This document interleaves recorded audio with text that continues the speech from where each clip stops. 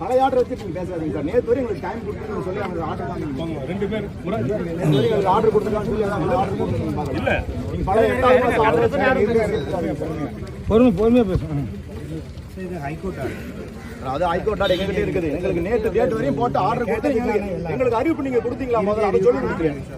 அது 18 காலி பண்ணிட்டேன்னு சொன்னது உங்களுக்கு 4 மாசத்துக்கு முன்னாடி உங்களுக்கு இறுதி அறிவிப்புன்னு சொல்லி கொடுத்துருக்கோம். 4 மாசத்துக்கு முன்னாடி இறுதி அறிவிப்பு கரெக்டா கொடுத்துருக்கோம். நேற்று ஒரு இன்டிமேஷன் கொடுக்கலாம் இல்லைங்க. ஒவ்வொரு நாளும் நாங்க கொடுத்துட்டு முடியாது. அப்படிலாம் இல்லை. ஸ்டே போயிட்டு இருக்குல்ல, அது என்ன ரீசன்? ஸ்டே ஏதாவது இருந்தா கொடுங்க, நாங்க உடனே போயிடுறோம். ஸ்டே ஏதாவது கோர்ட்ல எங்களுக்கு நேற்று வரையும் எங்களுக்கு டைம் கொடுத்தேன்னு சொல்லுங்க. டைம் அந்த ஆர்டர் கொடுங்க. நீங்க 8வது மாசம் ஆர்டர் வச்சு நீங்க சொல்லாதீங்க சார். நீங்க அது பழைய ஆர்டர். அது இறுதி அறிவிப்புங்க சார். இதுக்கு மேல அறிவிப்பு சரி. ஒரு வீடுகளுக்கு இவ்வளவு தூரம் என்ன சார் இது?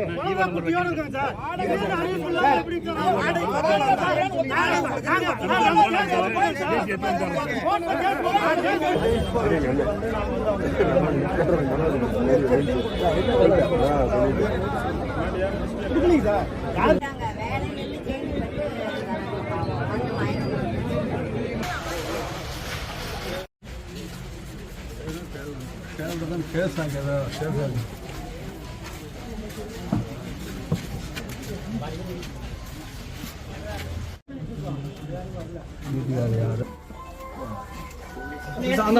நம்ம என்ன பண்ணணும்? நம்ம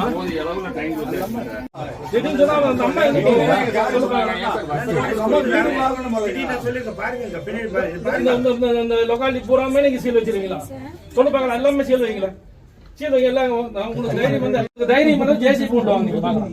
ஒரு வீடு சீல் வைக்கிறதுக்கு வேணா வந்துடுறேன். இத்தனை பேரு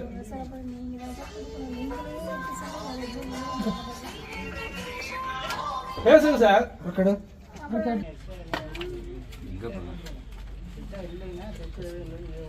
ஒரு சைடா ஓட்டிட்டு வாங்க. பிரஸ் பண்ணிட்டு அப்படியே வரிசையா அமுத்திட்டு வாங்க.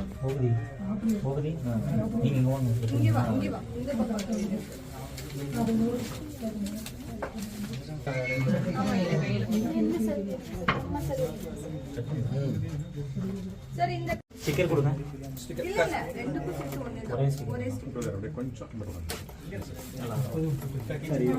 எனக்கு இது டிஸ்கனெக்ட் பண்ணனும். நான் எழுதி